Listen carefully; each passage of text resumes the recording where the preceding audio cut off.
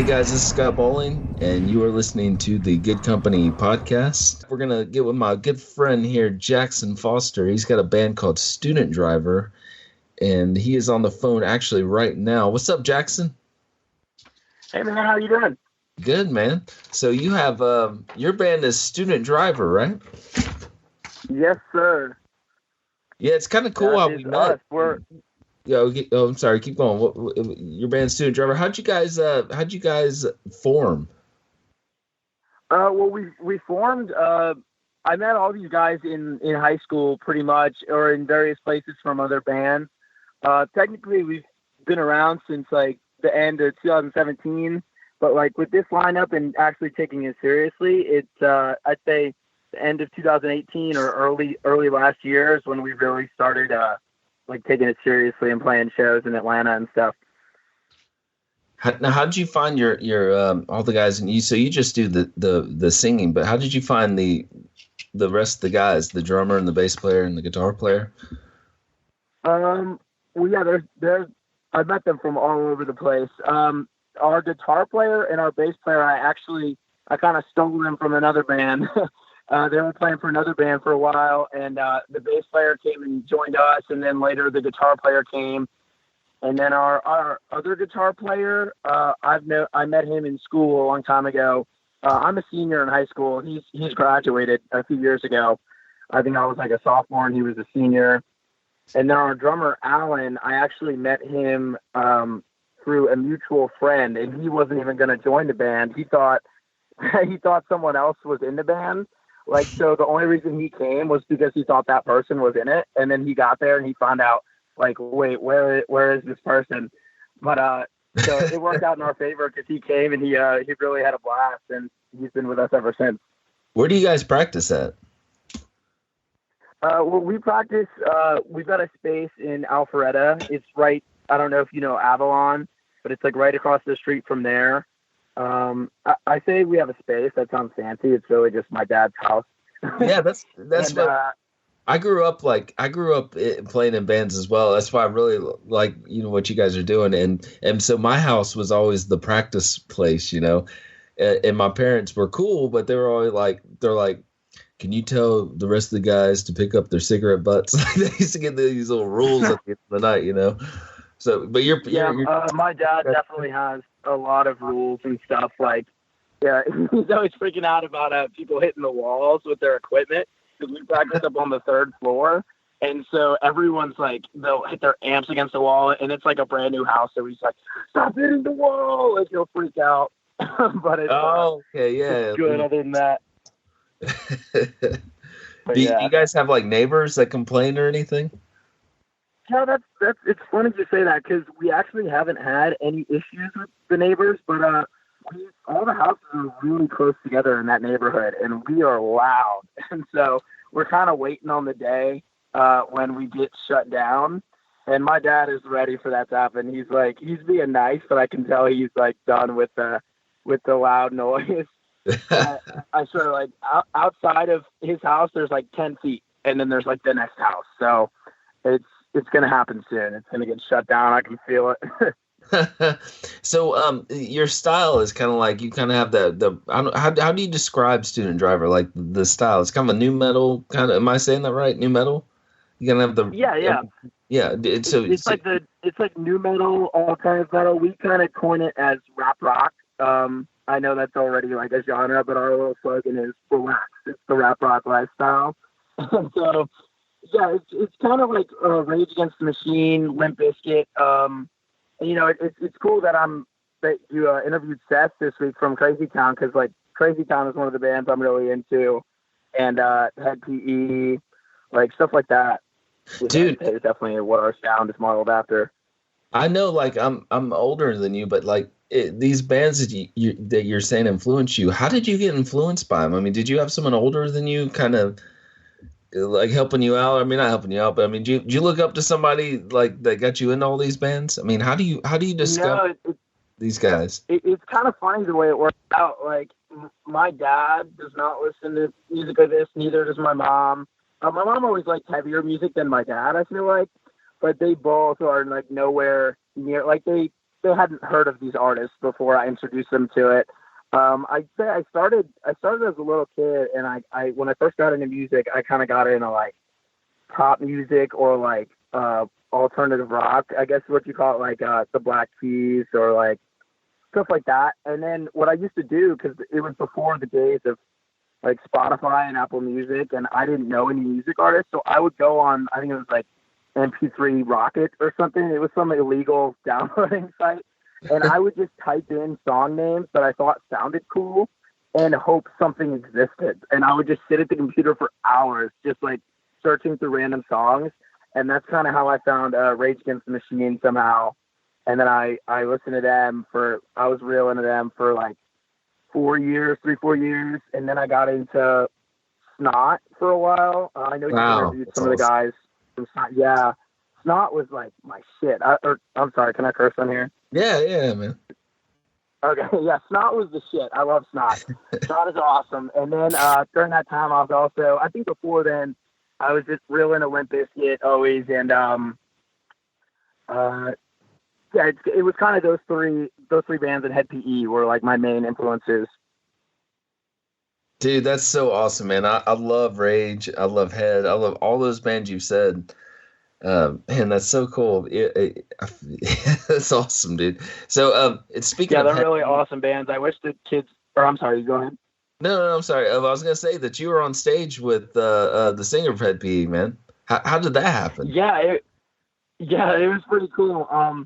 So we played a show with them at this place called Furnace 41. We're good friends with the booking agent, and he knew that Head PE was coming, so he hooked us up with the opening slot. And when we were playing, we were like one of the first bands to open. Like there was no one in the room; it was done. But the band Head PE and two of the bands that were like on tour with them were like playing cards in the room. And so I don't think Jared was in there, but Trauma, their drummer and like their bass player, heard us playing, and Trauma really loved our set.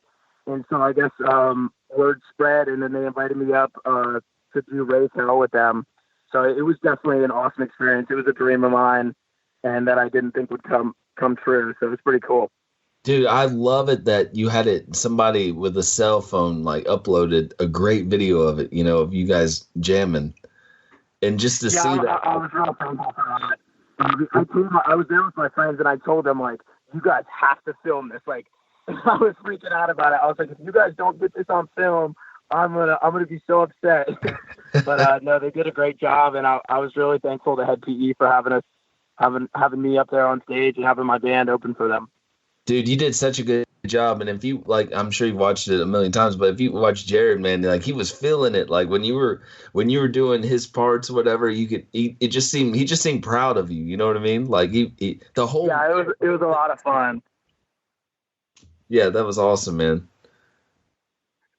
So next, man, I was on YouTube. You have some videos up. I was looking at like Clouds. Who's this girl singing with you on this song Clouds? You can find it on YouTube. Okay, I mean, sure. I'm not telling you, but people listening. Yeah, did you see like our music videos? What you're talking about? Yes.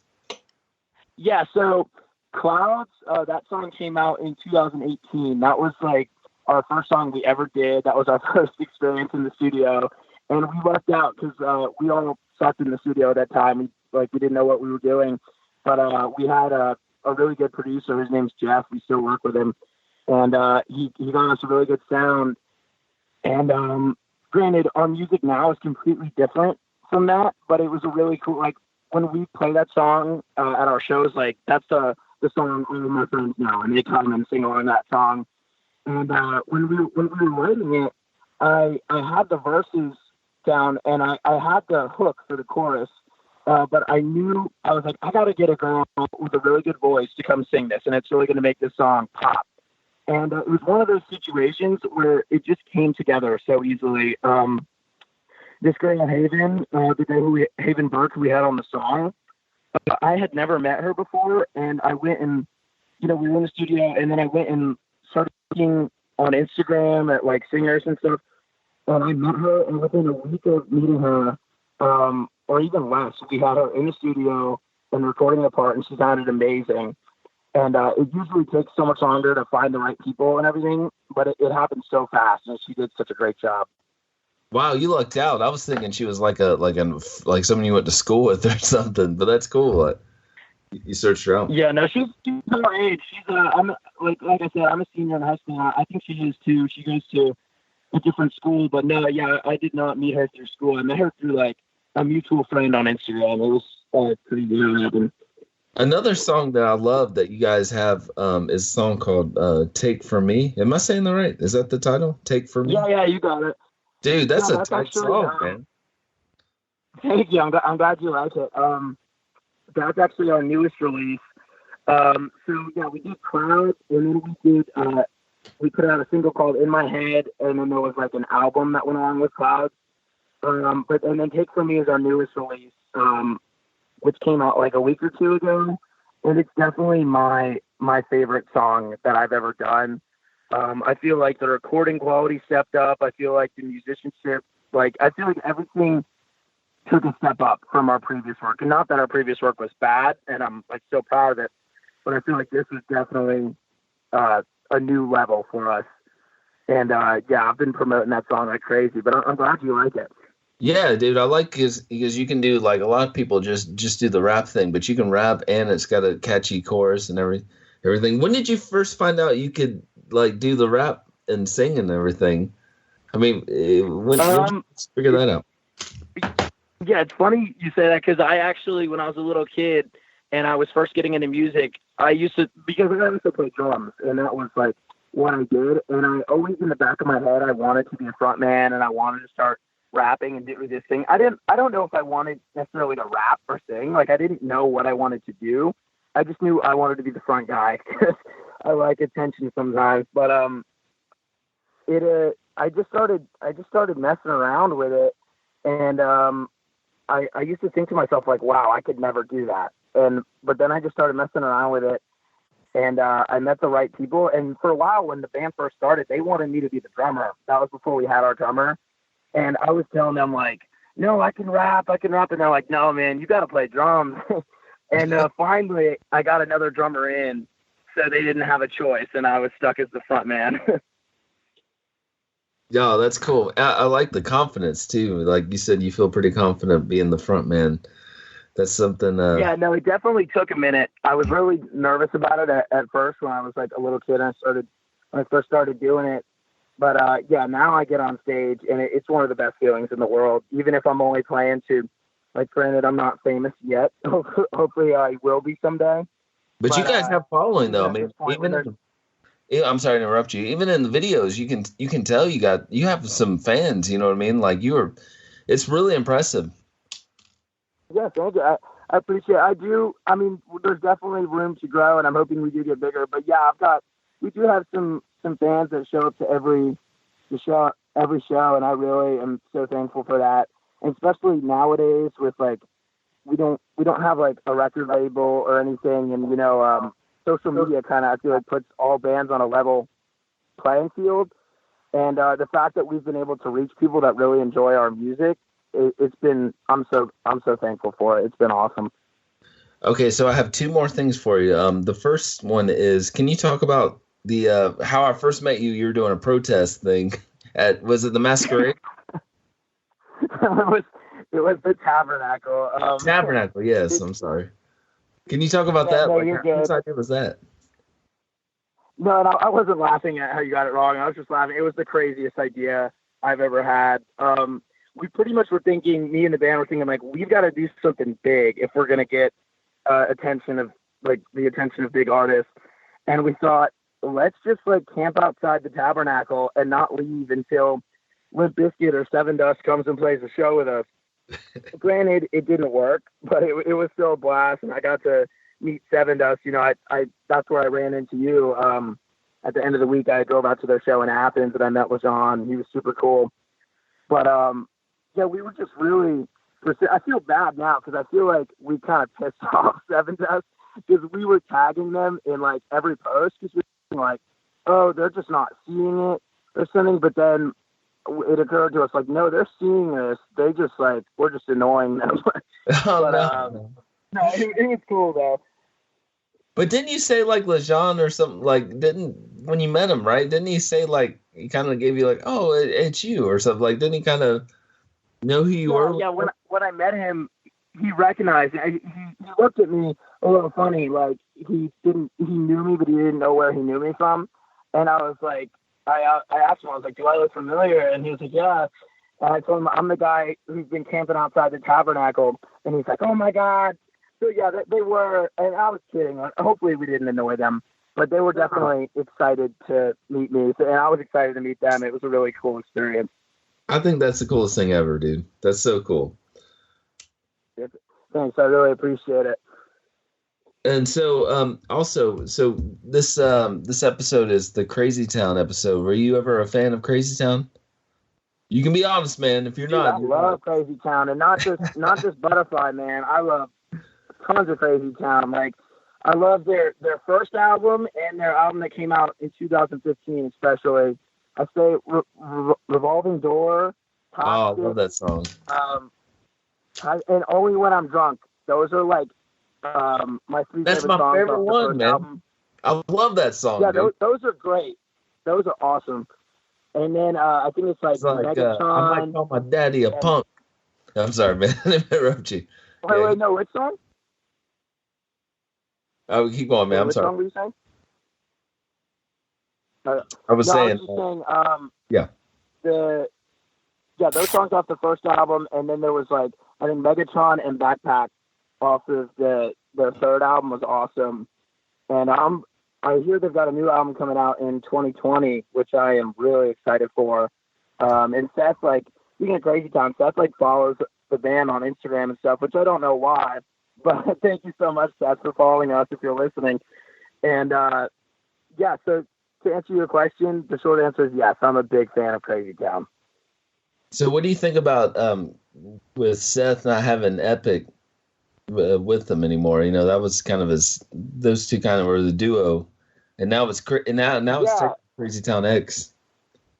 It's still, I think it's still, yeah, I think it's definitely cool. I wish Epic was still in the group, but I hear he's like doing his own thing, and that I'm just glad that Shifty and Epic are on good terms. It sounds like, and I fully support Shifty Seth going and going on with the band even without Epic. And it sounds like Epic is, approves of it, and he has Epic support. So it's sad, but it's still exciting though. I'm excited for the new album. Me too, man. And well, I'm excited to see what you guys are doing next, man. Student Driver, dude. How can people find you? They can find us on, if they look up Student Driver on Spotify, Apple Music, or any major streaming platform, and then we don't have much of a Facebook presence, but we're real big on Instagram. If you type in Student Driver Band, that is our username, and people can find us and follow us there. I love Instagram. I hardly use Facebook anymore because Instagram, I that's where it's at for me. Facebook seems more like a desert, man. Yeah, it's kind of funny you say that because I've had like one or two people tell me that like, oh, you really need to get on Facebook. And no offense to you or anyone who's older, but like it's kind of an old people app. Yes, exactly. And like, oh, what? No, I said exactly. I agree with you on that. Yeah, like no one who comes to our shows or listens to our music is on Facebook. So like, no disrespect to anyone who's like older than I am, but it's not really what our fans are on, and I can't figure out how to use it really for the life of me. So Instagram is kind of where we're at. Did you say you're on Twitter as well? We are not on Twitter. We should start a Twitter though. We are not yet. I don't use Twitter either. That's I'm not familiar with Twitter at all, man. Like I think I have a Twitter account. I just don't ever use it.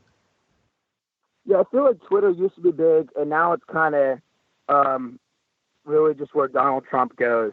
That's his space now. Donald Trump and Dick Simpson and all those guys. I don't mean to put them. I'm just saying. Yeah. I got you. Well, cool. Cool, man. Well, Jackson, I appreciate being on the show. Thank you, man. Yeah, man. Thank you so much for having me, Scott. I really had a blast. Yeah, dude, man. Student driver, it's really awesome, brother. I'm gonna definitely try to promote it, and thank you, man. Yeah, thank you so much for having me. I'll see you later.